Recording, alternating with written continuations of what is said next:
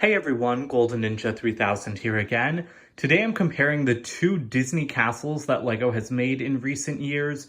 On the right, we've got the direct-to-consumer $350 Disney castle from 2016 with over 4,000 pieces. And on the left, we've got the mini Disney castle from 2021 with about 560 pieces. All right, sorry about the weird angles, but this set is just too tall to get in frame, and I want you guys to be able to have at least one good look at these things side by side, like at their full heights. Right off the bat, you can see that you've obviously got the similarities in the silhouette, but there are some pretty big color differences, which is kind of surprising to me. So we'll talk about that more as we get closer up. But the other thing I want to say is I don't know if I've ever featured my Disney castle on my channel before. I don't remember if I ever made a video with the train station or not, but I've outfitted it with all of the Disney characters from the minifigure series. I've got some really nice displays, I've got Jasmine and Aladdin flying up there. I've got the Incredibles in a little corner off to the side. So I'm really excited to show that off for you guys as well, because the Disney Castle is one of my all-time favorite LEGO sets.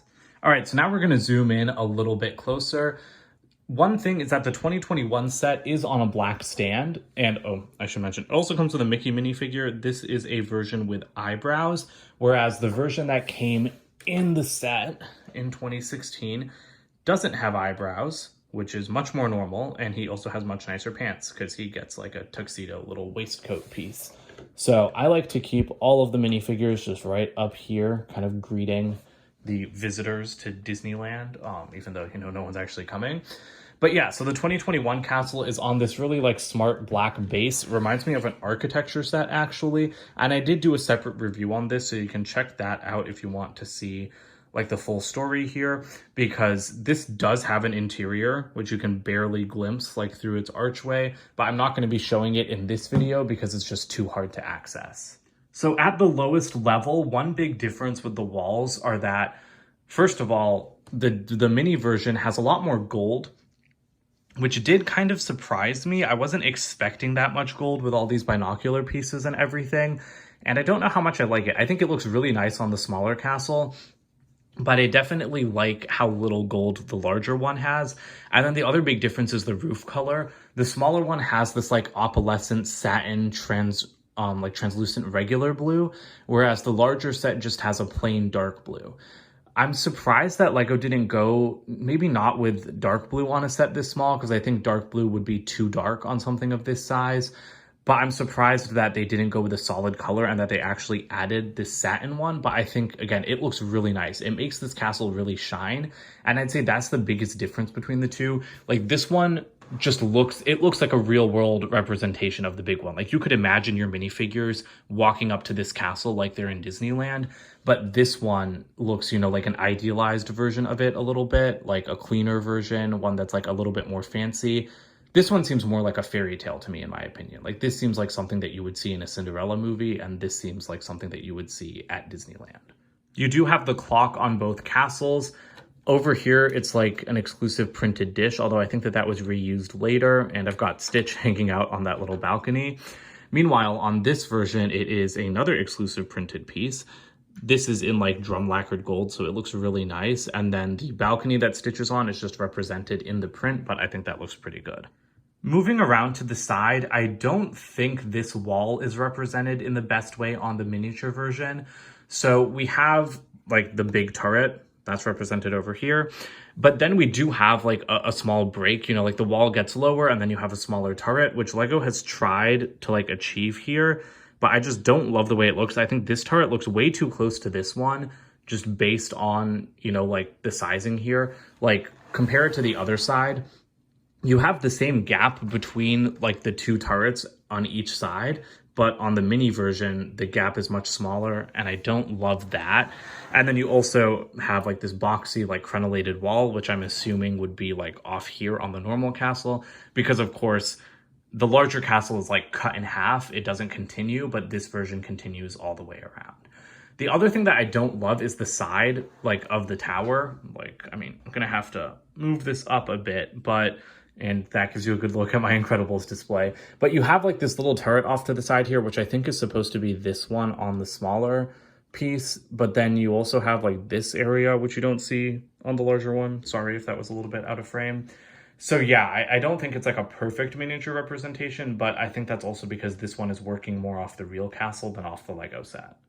As you get higher up the castle, it turns to tan in the Lego version, which makes sense because the real castle is an off-white color. On the mini castle, they've just made it white. Again, I think that it makes the smaller one brighter and it makes it stand out more, but tan definitely works better for the direct-to-consumer set because it's got plenty of white accents, and the tan color just, it would look way too white. If the entire upper area of this castle was white, with all of the white that's on the walls and all of the white trim, it would just be overwhelming. You don't have that problem on the smaller one because it's not as detailed, but even though it's not as detailed, you still have, you know, like enough detail. So all the way back there, you can see you've got a window. At least I hope you can see the window down there. It's like all the way in the corner, and you've got like a little Toy Story alien in there. Sorry, it's like kind of hard to see. But you have that window represented on the mini version, which is also kind of hard to see. And then of course the upper window is right there. And then on the main castle, the upper window is what's hiding the princess suite. The one thing I don't like is that I feel like the lower window isn't as tall. So I don't like how on the mini castle, like the same kind of two stacked like 1x1 tiles are used to represent both windows, even though I think the one on top is taller than the one on the bottom. The tower looks good though. You've kind of got that fireworks launching window represented by this little Technic brick that's half covered up. That does an okay job of approximating an arch at such a small level. And I mean, other than that, you know, they've got the tip right, and there are no windows right at the top on the mini version, but of course it's just too small to represent that. So I don't fault it for that. Okay, sorry for all of that like kind of shaky comparison. I didn't have a better way to hold up the mini castle to compare it to the larger one. But here we see the other big difference. On the large set, we've got like a full interior with so much detail. Like this has a bunch of references to classic Disney movies, a lot of things to do for the characters. The mini one does have an interior with a couple of printed pieces. You can see it in the review, but it's impossible to access. On the larger version, you can lift off the tan section really easily, but you can't do that on the smaller one. And I think that that's a feature that they really needed to keep, because otherwise there's just no way you're ever going to see the interior on the mini version, which is a shame because it's really nice. The mini version is like completely enclosed around the back though, and so I do like that, especially because it shows us, you know, like more windows and everything. But I also like that the bigger version is open, because if LEGO had made a full Disney castle, like complete with like the walls like all the way around it, like the miniature version, this set would have cost like $600 instead of $350. And I'll just give you guys a quick peek through the interior in case you haven't seen it before, and so you guys can see how my minifigures are set up. You have a really wide open entryway, which I appreciate, with like a central hallway. That central hallway is represented in the mini version, and I've just got a couple characters down there. I love the interior of this castle. Like it is gorgeous. I love how you've got, you know, like that pentagonal design. Or sorry, not pentagonal. But you know, like it uses pentagonal tiles, but it's really, really nice how it's like inset into the floor. And the entire thing is just very cavernous and open, and I quite appreciate that. Moving up a level, I've got Buzz and the Alien and like the Beauty and the Beast like ballroom, because I don't have a Belle and the Beast mini doll to put in there. And then I've got Ariel above the kitchen. I've got Mickey and Minnie from the minifigure series in the Sorcerer's Apprentice room. Maleficent by the spinning wheel. That's the princess suite up top. Would have been great to see that represented in the mini castle, but I think it was just a little bit too mini. And then as you get higher, I've got Snow White staring into her mirror with Jafar lurking around the corner to spy on Jasmine and Aladdin. And then all the way at the top, I've got Daisy Duck in, you know, like the highest little living room area. And then like all the way up in the top of the tower. And then I've got Tinkerbell holding on to like the tip of the spire.